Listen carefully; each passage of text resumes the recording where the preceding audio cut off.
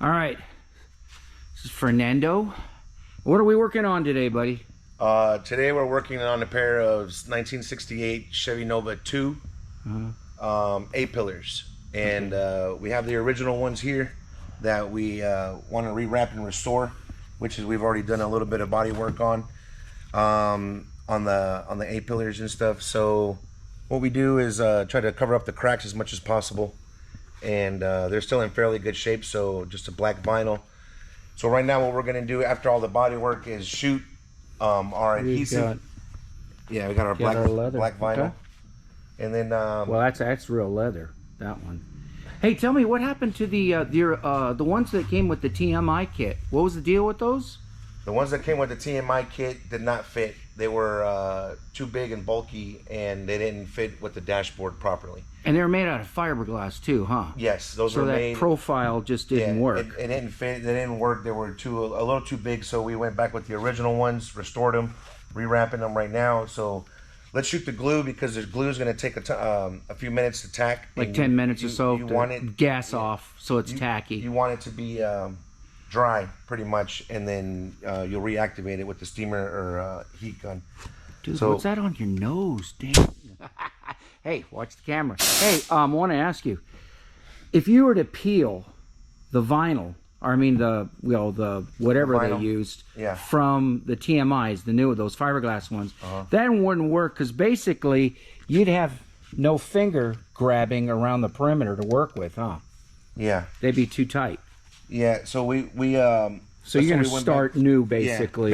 Yeah, with a new vinyl, and then we have the original ones, and then we're just gonna make them as new, like they came out in '68. And then I guess to soften the material, once they're glued, you hit the steam, and that makes this more soft and pliable as you work that into the grooves, right? Yeah. We'll get there here in a minute. We'll shoot the glue and get there. So go for it. Let's get going. Just don't sniff it.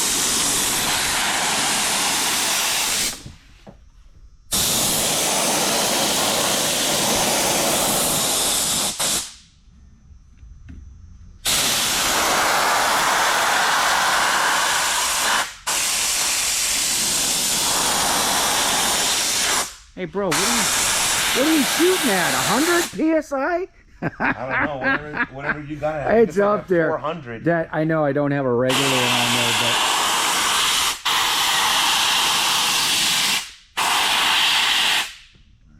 I'll do the backside. You want me to reduce that? In a minute, yeah, we can. Okay. Well, you're almost done. Yeah, that's coming out.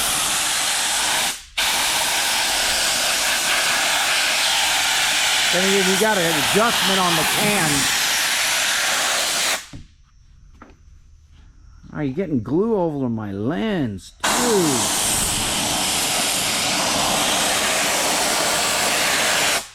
It happens. Yeah. Just buy a new GoPro. That's it. That's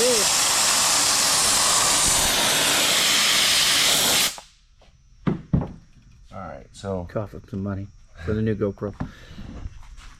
Hey, you want some paper behind that? So we got you need paper behind that, or you're not really gonna glue the whole thing anyways? Yeah, we're gonna. You don't want to be getting glue all in your fingers. Yeah, no, it's all right. Okay. You need to. Don't glue your eyebrows shut or anything like that, huh?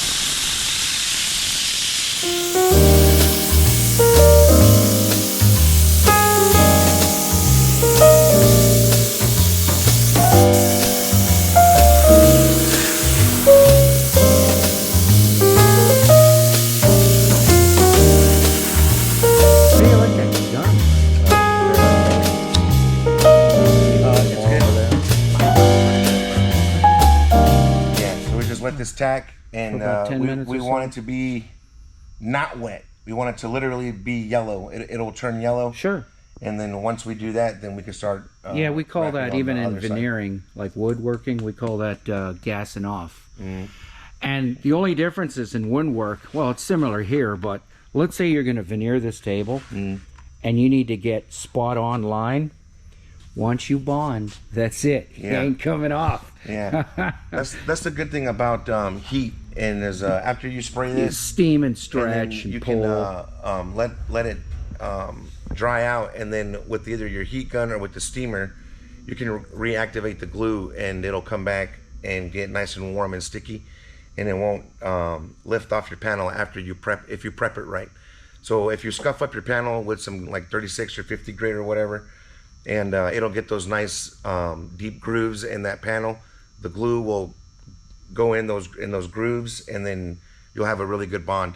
So that's the most important thing, really, is a lot of people don't go through that process, especially OEM manufacturers. They don't take the time to scuff like your door panels. That's why it always lifts and separates and stuff. So and speaking of bonding, usually when you're done with your work, it's a good idea to seal, and that way, I mean, it kind of seals into the pores for your bond. And the other thing I was going to say is, regards to this, you're lucky when you don't have a very profound texture or like a stitching pattern, you know, because if you just pull real hard on one end because you cut it short, it's like when I was doing those Fairlane door panels, I had to work with what I had, and they ran a little short, and you had to watch it because as you pulled one way, you're pulling the stitching. So instead of staying lineal, you would just go off course and zigzag. So, yeah. But this is more forgiving. Yeah, it is. So here, let me help accelerate the time. You're in the wrong business. Shit. You should have gotten the blowing business. Oh, geez, that's my night job. That's what's up, man. Yeah. So we're going to be here for a while waiting on this to dry. It's cold in here. But it just for the record, I'm heterosexual. So that's what he says. Shit. Tell us something we don't know. Confess. Hey, it's time for your confession. Ominous. All right, so you want to give us like another 5 minutes or so? Yeah, we'll be back after we finish tacking up. So we'll let it dry off, and then we'll show you how to wrap. Sure. All right, we're back. We are back. We went ahead and sprayed our glue and let it get tacked. As you can see, it's covered in glue, so when you touch it, it should be dry to the touch, not wet. And see how yellow we get? This is what you want. So it's not tacky, good and dry. This is what we want. So we start off with our first A-pillar. And most important, it don't stick to your hands, right? Yeah, no, it won't stick to your hands. You'll be good to go. Right. So what I usually like to do is just start from the center and just kind of lay it down. And then you want to just rub your fingers on something to get a little anchor. Start working. An anchor point, yeah. And then so it'll stick, but if you want to release it, it'll come right off. So that's the really good stuff about this, about letting it dry. So we get our anchor point. Since on these A-pillars, it has a nice little ridge right here, a nice little crease. We can start there and then work from the center out towards the edges, and then start going, around these crazy contours, and you work your way around. So let's do this. Let's see what we got here. We got power. Here we do. Yes, we do. All right, so I'll leave that up there for you.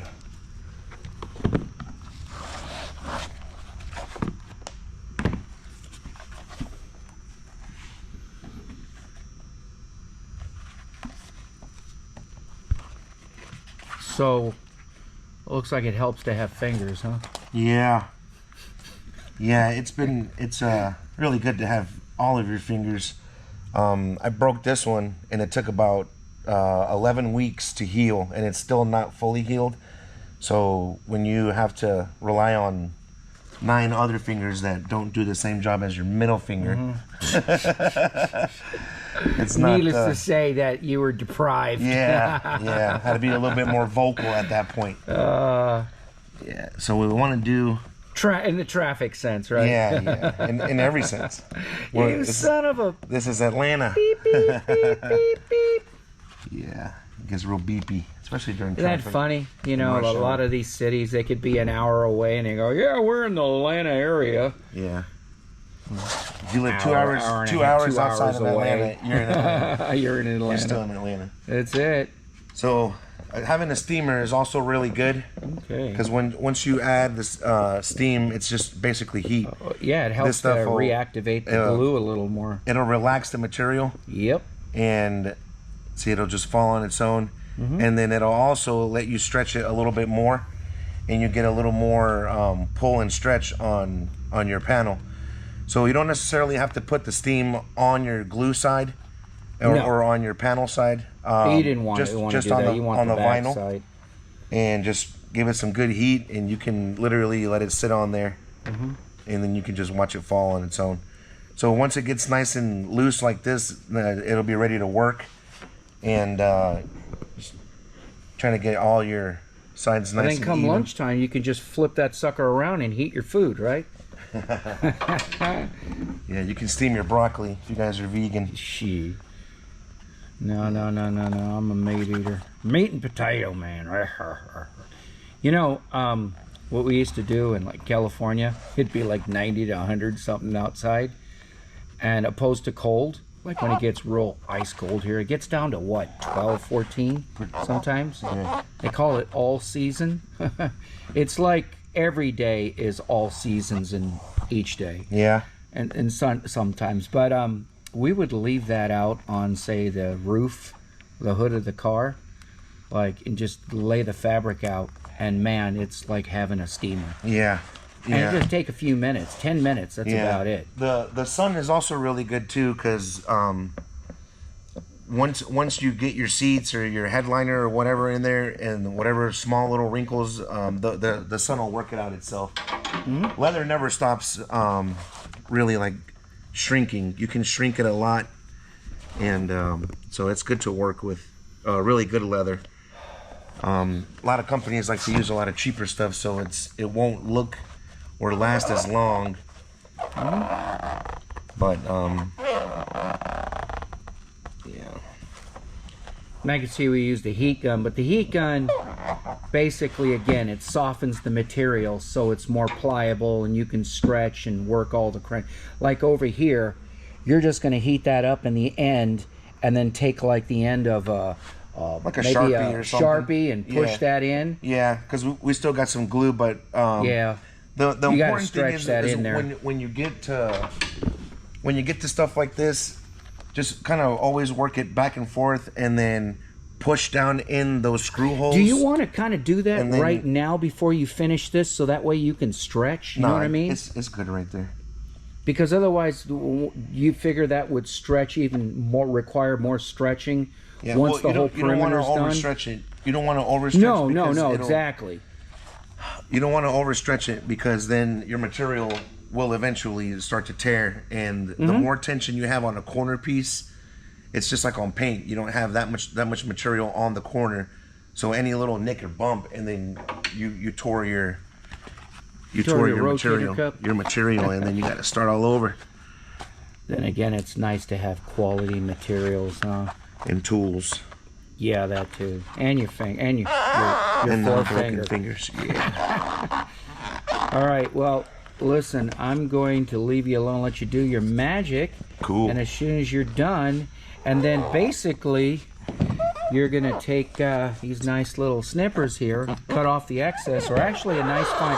Let me go get you a nice fine razor blade, and then around corners, we're gonna make what's known as pie cuts.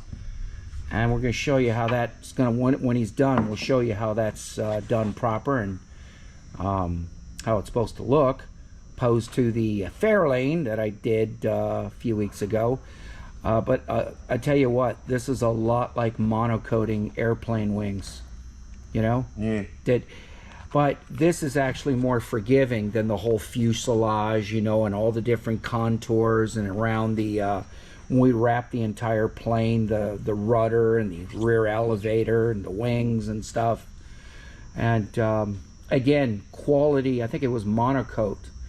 That was one of the most durable, but the thicker it was, the more involved it was to work it and stretch it and just be patient, to pull and tuck until that thing looked like it was dipped in that stuff. Yeah.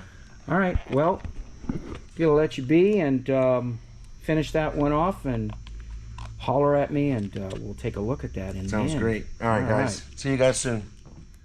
And we're back. Hey, bud. Hey, guys. Looks like you got one done. Yeah, we got our first one done here. It's pretty simple, straightforward. A lot of trimming, just to make sure that you can get around these contours. It's nice and. God, that looks like crap, man. Thank you, thank you. No, So yeah, man, it's it's very time consuming, but you don't want to rush this because you don't want to leave an ugly job and then the customer be upset with you. So so what's the guarantee on that? Like a week?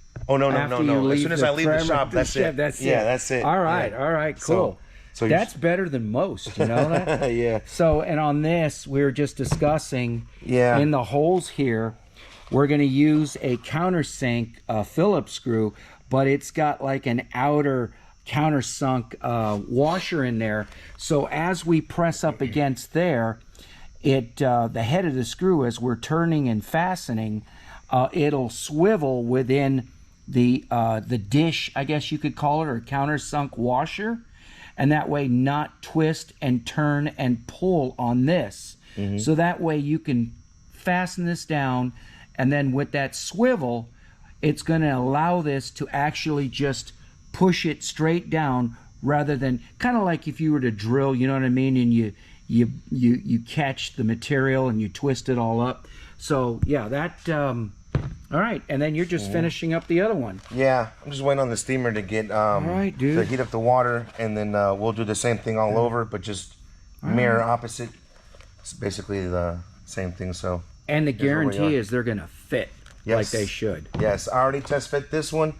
This one fits good and tight in there, and it looks like new, like from 1968. All right. So I hope the customer likes it, and satisfied compared to before or not having anything. So hey, are you charging us for this stuff?